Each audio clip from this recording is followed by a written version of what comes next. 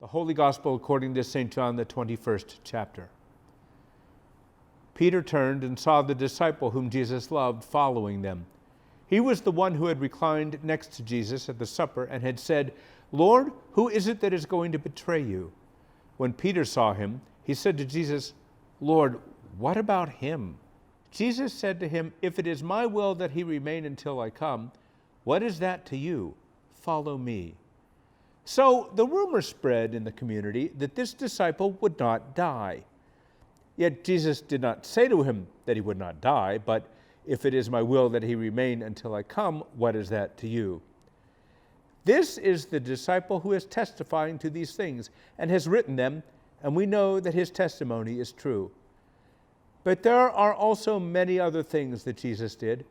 If every one of them were written down, I suppose that the world itself could not contain the books that would be written.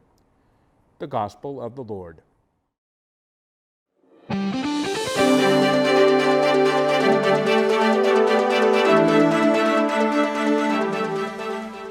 Good evening. We continue tonight to investigate the strange circumstances surrounding the death and burial of Jesus of Nazareth. Who was this man? Was he a revolutionary or a prophet? A faithful interpreter of the Holy Scriptures, or a radical with no regard for tradition? And was his body stolen, or was he somehow brought back to life? Joining us tonight, live in Jerusalem, is a man who knew Jesus very closely, the Apostle John, the only member of the group known as the 12, who was also witness to the crucifixion of Jesus. Thank you, John. You are someone I've looked forward to talking with. You're welcome. Don't end your sentence with a preposition, though. You want to say, "I've looked forward to talking with you." Right. Sorry. I don't mean to be rude. It's just that I've been much more aware of words lately.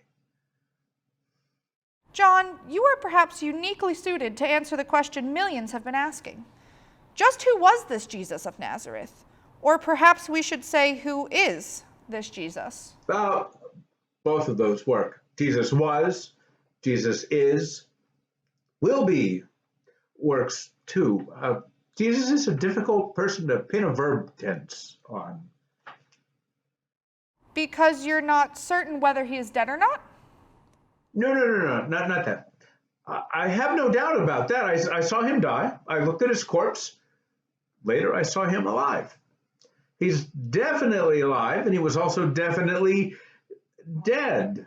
But Jesus was alive. Jesus is alive, existed before, will exist always after. See what I mean? He's just kind of hard on grammar.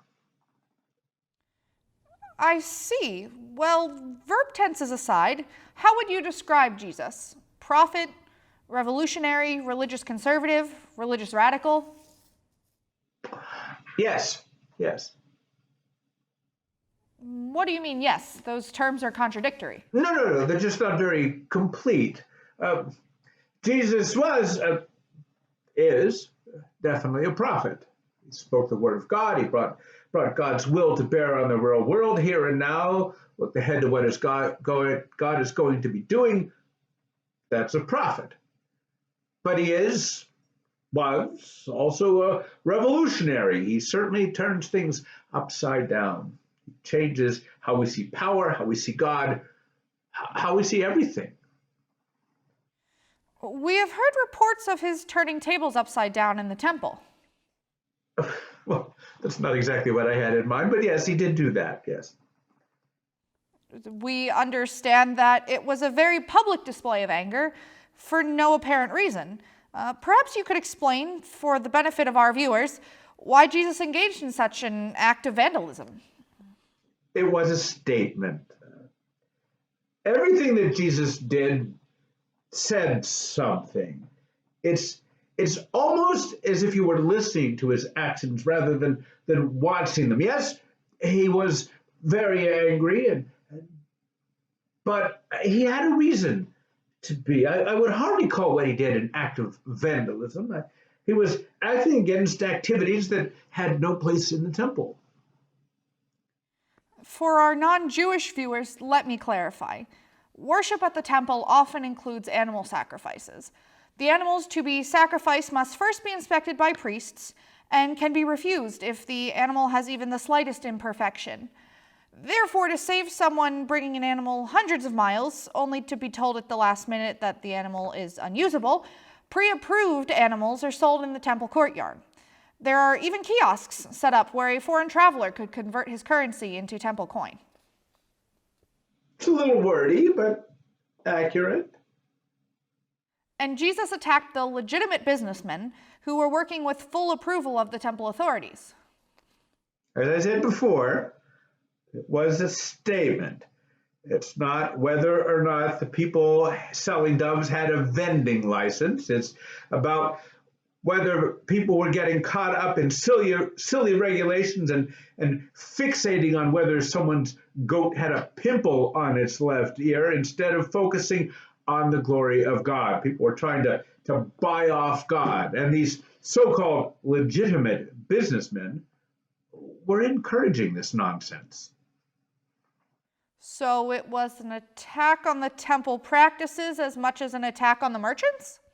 Yes, it wasn't about goats or buildings or exchange rates. It was always about true worship and about hearing the word of God. But Jesus threatened to destroy the temple itself. Jesus is not, or was not, or will not be Osama bin Laden. He's not going to blow anything up. The quote was, I believe, "Destroy this temple, and in 3 days I will raise it up." Are you saying that Jesus has been misquoted? No, he said it all right. I've been thinking about that a lot these last couple days, actually. And I've come to believe that he really wasn't talking about the temple. Destroy this temple, and in... I know the quote. But the temple he was talking about isn't Jerusalem's #1 tourist attraction. He was talking about himself, about the temple of his own body. It was destroyed, but after 3 days, God raised him up again. Jesus was comparing himself to the temple? Yes, I believe he was. The temple is where people go to meet God. But all of that has changed now. See, this is the way in which Jesus truly was revolutionary. Heaven and earth don't meet in some architectural wonder downtown here. Heaven and earth meet in Jesus.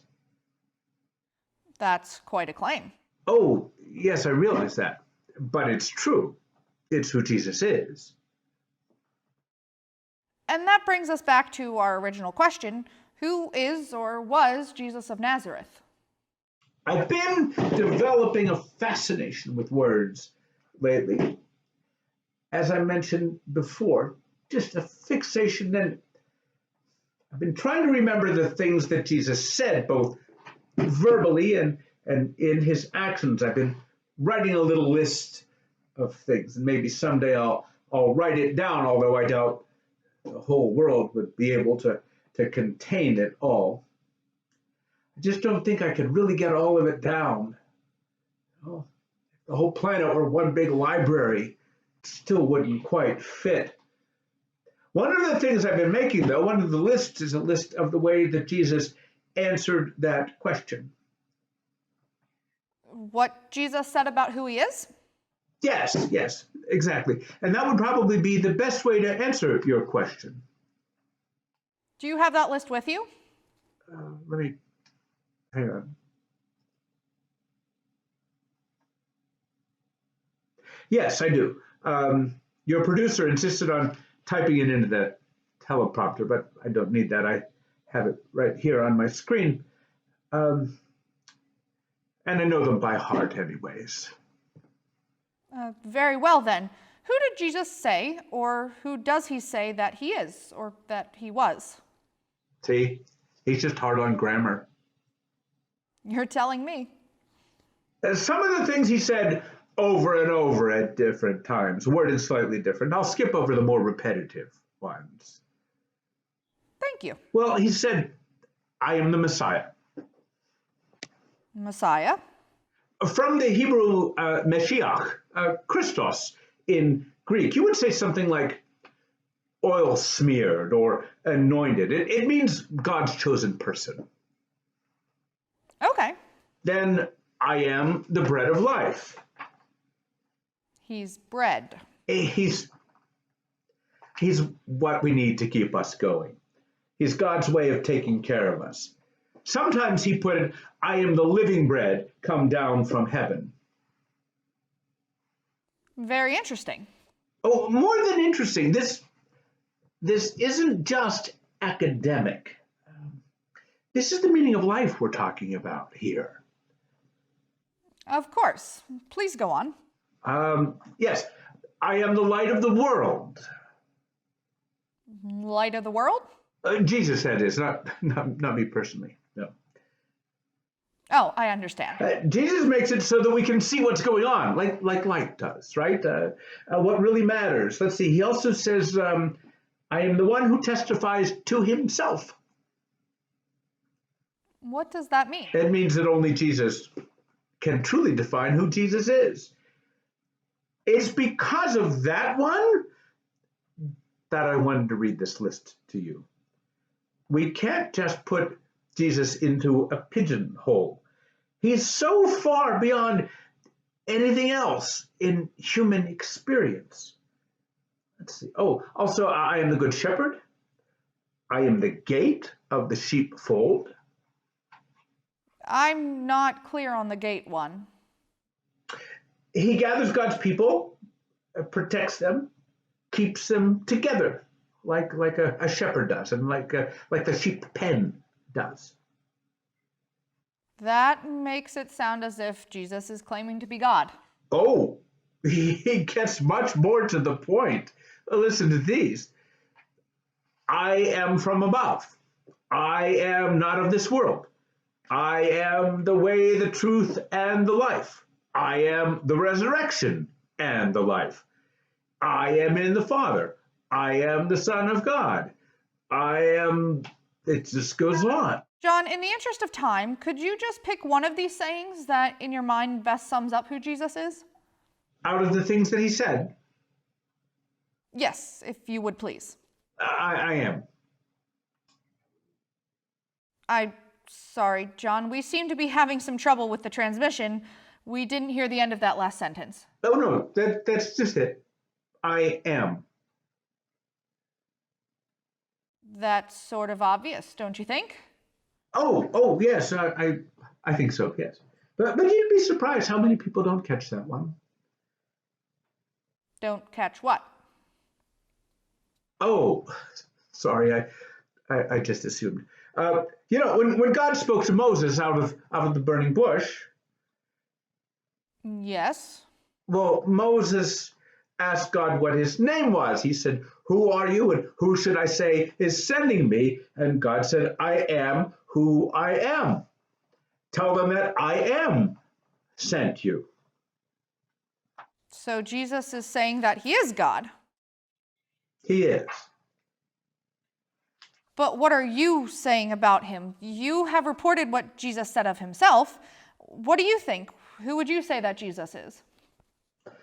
I said before that only Jesus can truly define who Jesus is. Nothing I could say would really be adequate. There will always be more to Jesus than I could tell you, but since you insist, I'll take a crack at it. I've become fascinated with words as of late, and here's why. Jesus is the Word of God. How is that possible? I have no idea. But it's true. In the beginning was the Word, and the Word was with God, and the Word was God. He was in the beginning with God, and all things were made through him. And without him, not anything, not a single thing was made. And in him was life. And the Word became flesh, and it lived among us. And that's who Jesus is. Thank you, John. I don't know if that makes things any clearer, but you've certainly given us something to think about.